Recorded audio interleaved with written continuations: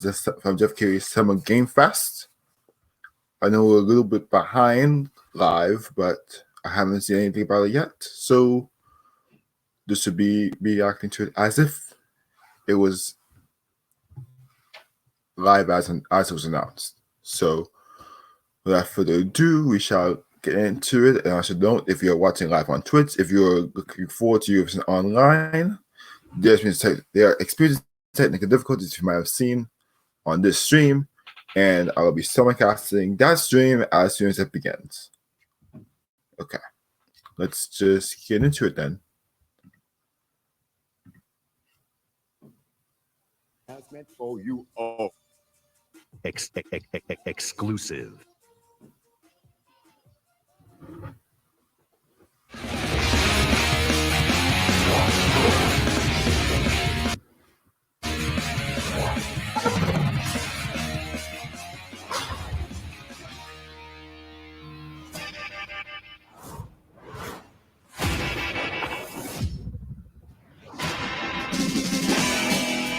Okay. So I knew it was going to be post-SKATER just immediately.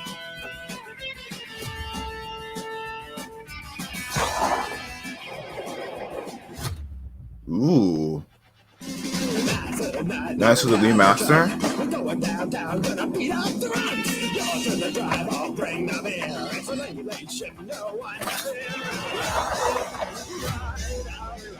How's your expectations for this? So I'm just got to see that something is happening here.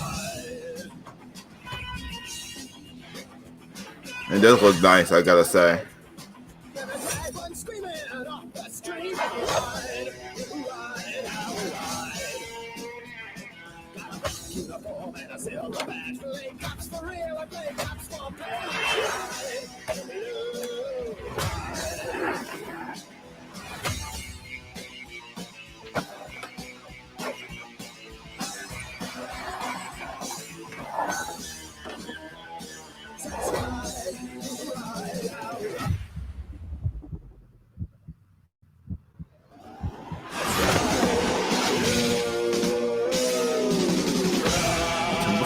Okay.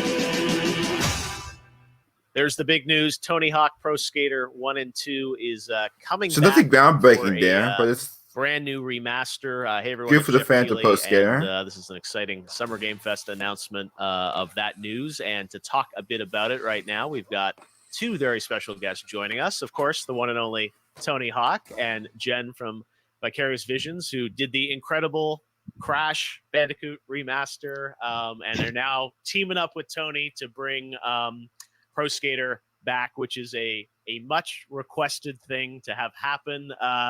Tony, this is exciting. I know it's been I think 4 or 5 years since the last time you guys did a game. This is what everyone I think wanted, right? It was like rolling back the clock to the originals and bringing it forward. How did this come about?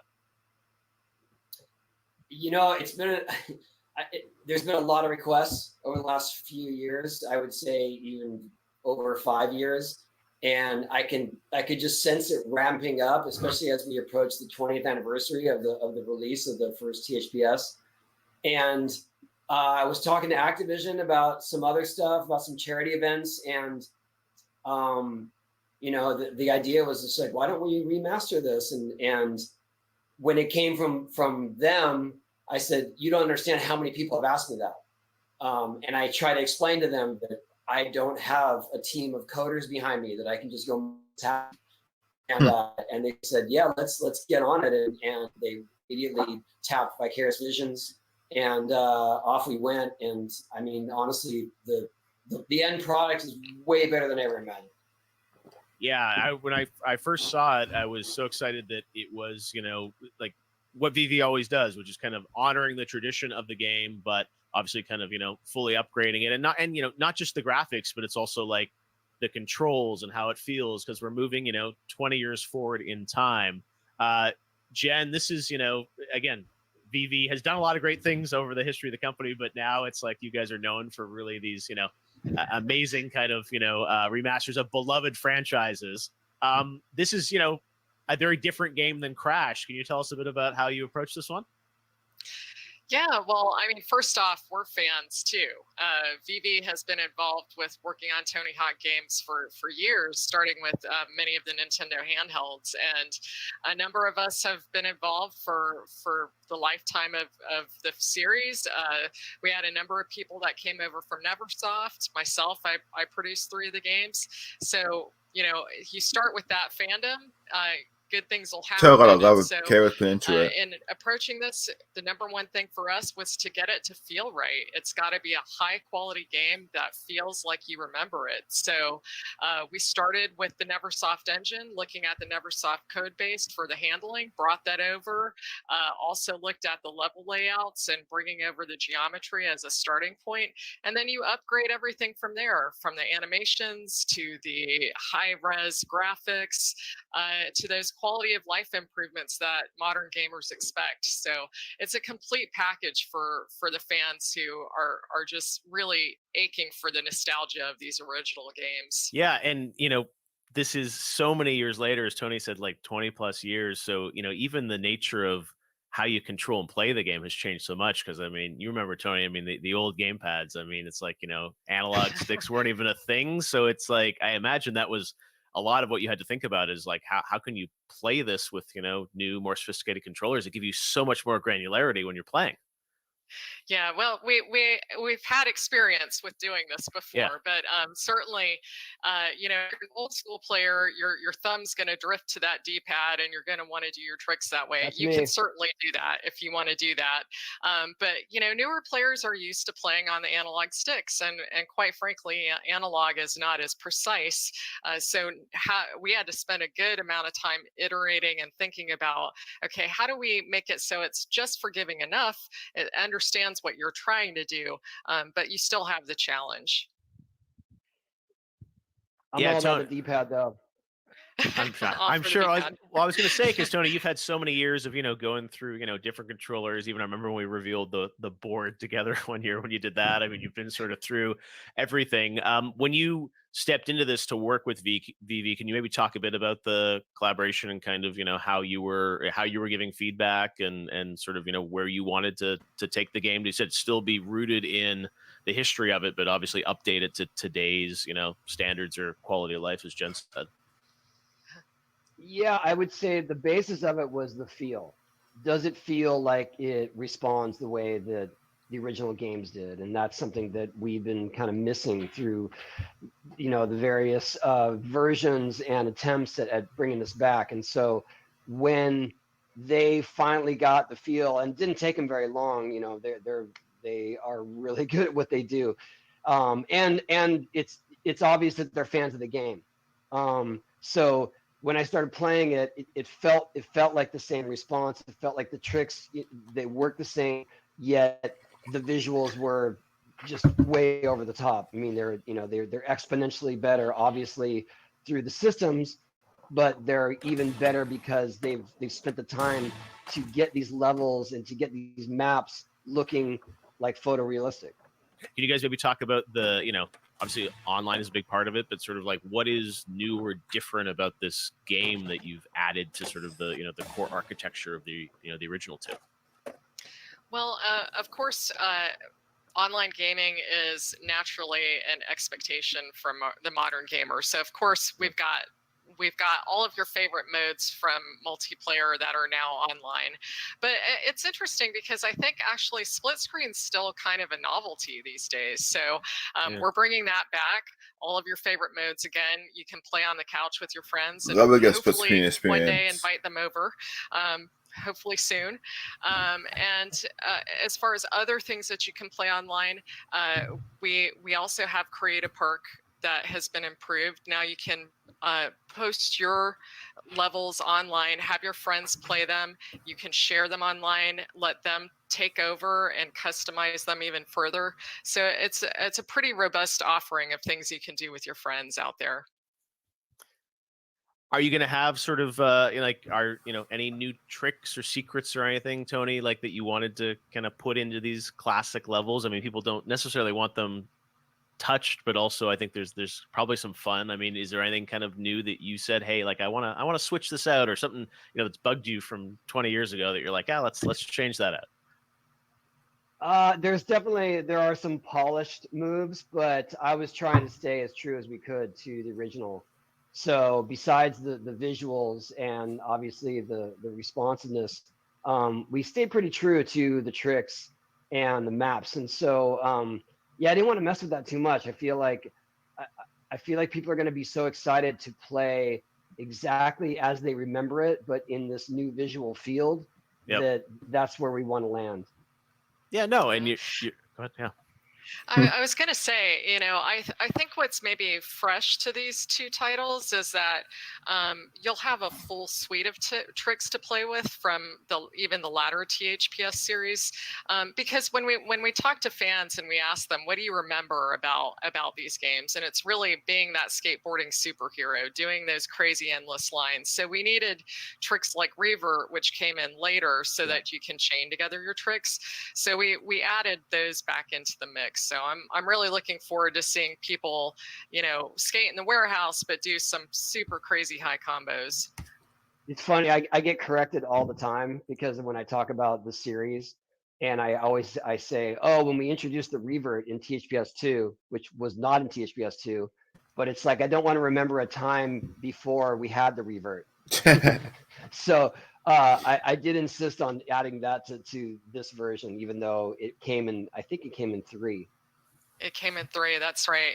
I think what happens is you start playing and your finger just keeps going for that trigger. So you feel like it's always been that there. muscle memory kicks in, and you just want to do the tricks you're familiar with. And so I was doing it. I kept seeing other people doing it. So it made sense that, okay, this is what people naturally are going to want to have. Right. But I think that it's going to be the same thing. There's sort of this blurry memory of, well, I know this trick. Well, that was in 4. So right. we did include some of those just because people were expect them and they won't remember the timeline of the series like that. Oh, for sure. You said, I think it all, I mean, 3 was so classic. You said, like, everyone just remembers it's sort of like, the classic, pro skater stuff. I know around the game, you are doing some work with like Create a Park, Create a Skater. And you maybe talk about that, Janice, or, how you're surrounding that and building that out.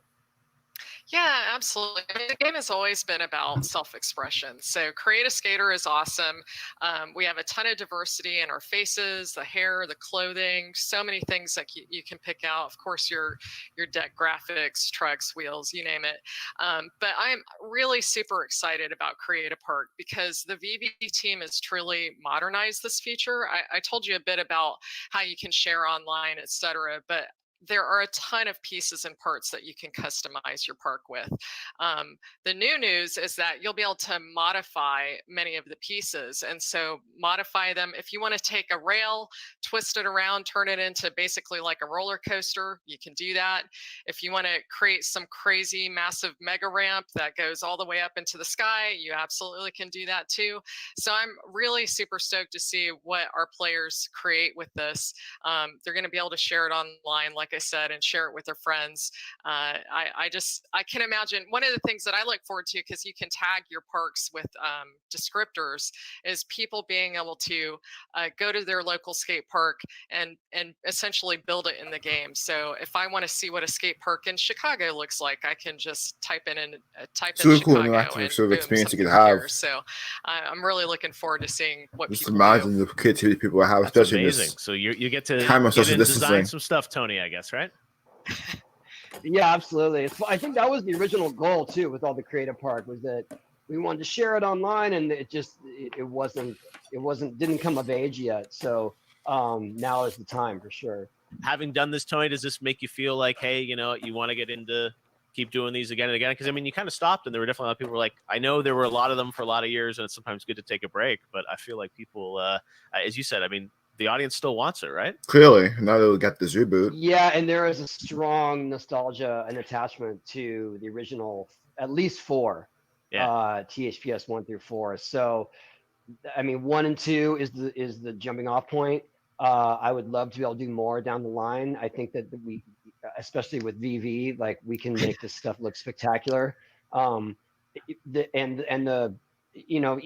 3 and 4, we're still only on PlayStation 2. So we've come a long way with the technology, and I think that these guys truly are the best ones. Like they're the most qualified to do it. And so every time I get a new version, I can't believe how much better it looks. I mean, that's the truth. No, Vivi, you've done such a great job, Jen. I think that's the thing that you. with games, it's sometimes sad because we don't have that backwards compatibility of all of these old systems. So all these games that I grew up playing, it's like you just can't really play them anymore, right? And if on a PC, sometimes you can find old versions of games, but old, as you said, like PS1 games, PS2 games, it's like you can't just pop them in. So the fact that they're coming back, but also going forward in time, and with the fidelity that you guys are able to build around it, and the controls, and even with Crash, where you were trying to figure out like how does the jump translate, and how do you move? It's all the moves and the grinds and the lines from the original Tony Hawk, making it feel right on these new controllers, I think is I'm sure you guys have nailed it. Unfortunately, since we're all in quarantine, we can't sit there and play it, but I trust you guys right now at least deliver it, and I'm so excited that it's back. So exciting news, and thanks for being a part of this with us as we virtually bring together the gaming world. But I'm sure everyone will be excited that it's coming out soon, right? I think it's going to be early fall. That's right. We're coming out September 4th. And if you pre-order right before today, Labor Day. you can, well, if you pre-order in general, not just today, you'll get access to that iconic warehouse level from THPS1. And you'll get access to it early, so before the game releases. So definitely check it out. That's awesome. It's kind of like your Pizza Hut promotional disc. Exactly. No, I get, that's the thing, is that part of this thing with this whole Summer Game Fest thing we're doing is people are at home and they want to play games. We want games. Go to, events like E3 and stuff like that this year to play stuff. So the fact that you're going to have the warehouse people be able to play later this summer is awesome to hear. So all right, well, Tony, Jen, thanks for joining me. Great to have this is a baby that makes a back, ton of sense. and coming this fall. So the technology was not there to get to the things that wonderful. they're able Thank to you. give us Thanks, now. guys. It's Appreciate it. it's really nice that when we can get this stuff now. Okay, so that's a wrap for the Sunrise Reveal. Tony Hawk's Postgrid 1 and 2 will be out in Now comes the fun September. part. So let's talk about our next console. We have the Summer Games Fest special event coming tomorrow at 11 a.m. Eastern Time, 8 a.m. Pacific Time, 5 p.m. in Central Europe. If you want to join me for that one, well, we got to do it right here. And of course, Eurovision Online will begin at 1:30 Eastern Time. That's 7:30 in Central Europe, and 10:30 Pacific Time. So join me for all of that, and we will see you in a few moments on YouTube, on the Andijack Music YouTube channel for my commentary. Oh, well, there you go. One of the most important events on the SDS schedule, so that's probably going to be something big. Okay. So we'll see that on Twitch. I will leave you back to the Eurovision Online host. And on Andijack Music, we'll be live once again at 1:30 for Eurovision Online, the first semifinal of that show. So I will see you in just about an hour on YouTube. Bye for now.